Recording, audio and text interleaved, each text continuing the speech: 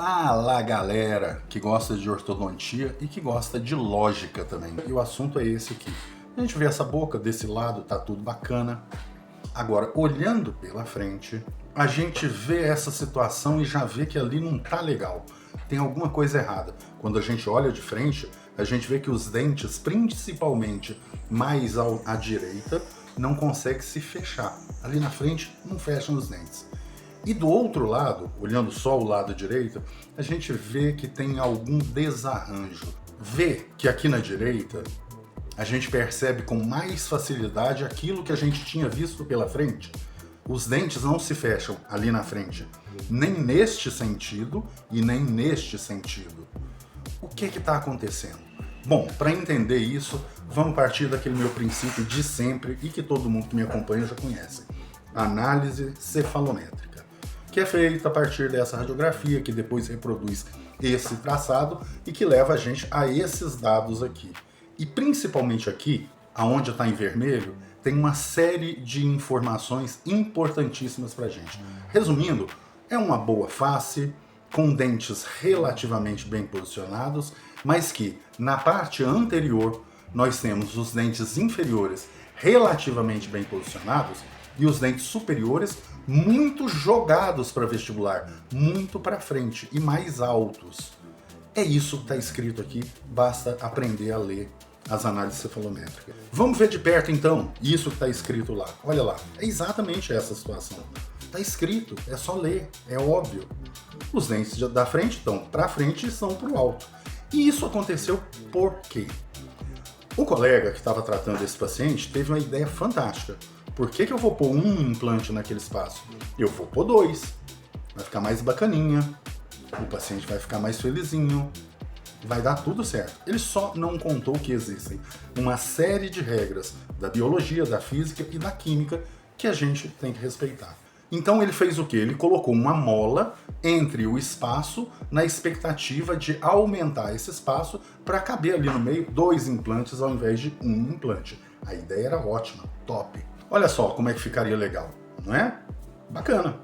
Mas a vida não é um morango, meu prezado. Porque quando a gente pega, aproximando aquela radiografia lateral, a gente percebe esta situação. Olha lá, o dente de trás está na sua posição e o da frente, o canino, ele foi jogado para mesial, ele foi jogado para frente.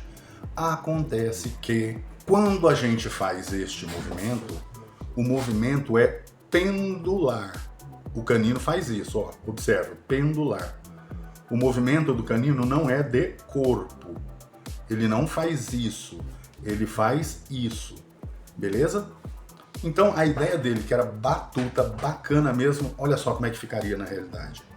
Se você tentar colocar dois implantes ali, na parte inferior, onde você vê, você consegue pôr os dois implantes. Mas lá em cima, continua a raiz do canino. E se você for colocar um implante nessa região, você vai perfurar a raiz do canino.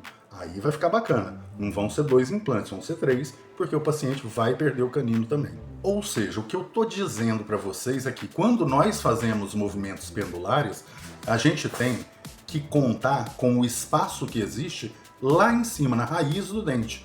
Esse que está em amarelo. E não aqui embaixo, no que está em vermelho. Olhando de perto, o que a gente vê, a situação é essa aqui. Em azul é a posição que o nosso colega queria que o dente fosse. Ou seja, ele queria que o dente fizesse isso. Não deu certo. Na realidade, o que o dente fez foi isso aí, ó.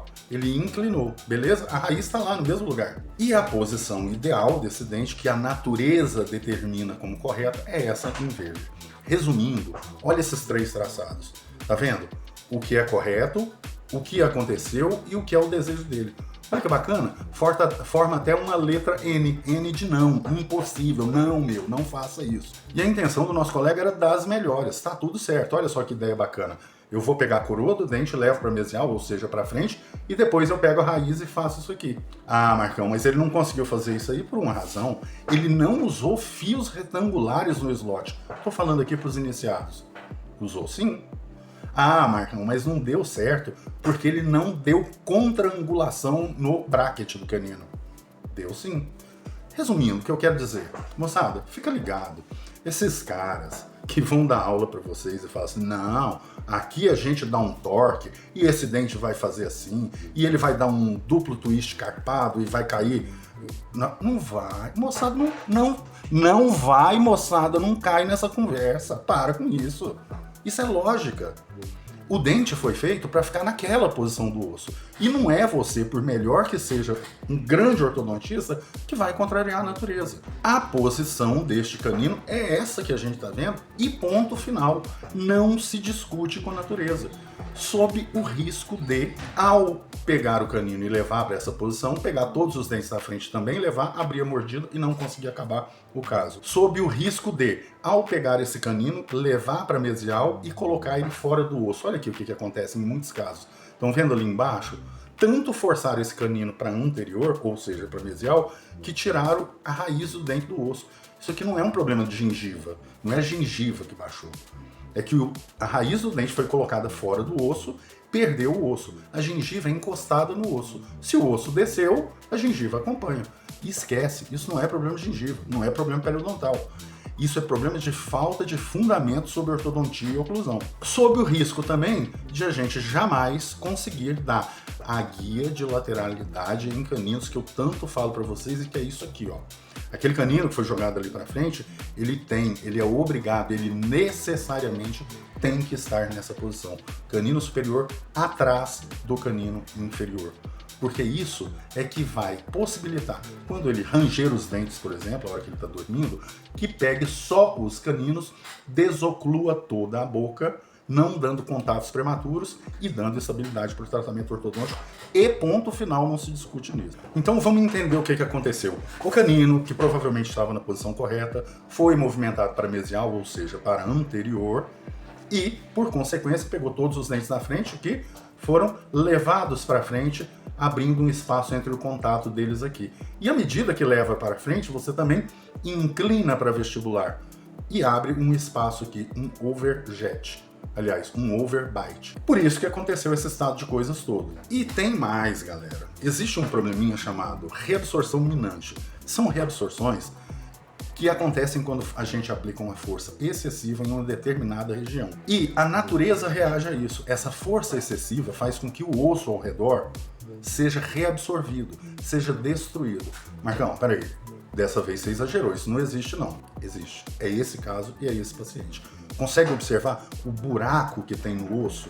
Esse buraco é por conta de uma força excessiva que foi aplicada naquela região próxima. Mas tudo bem.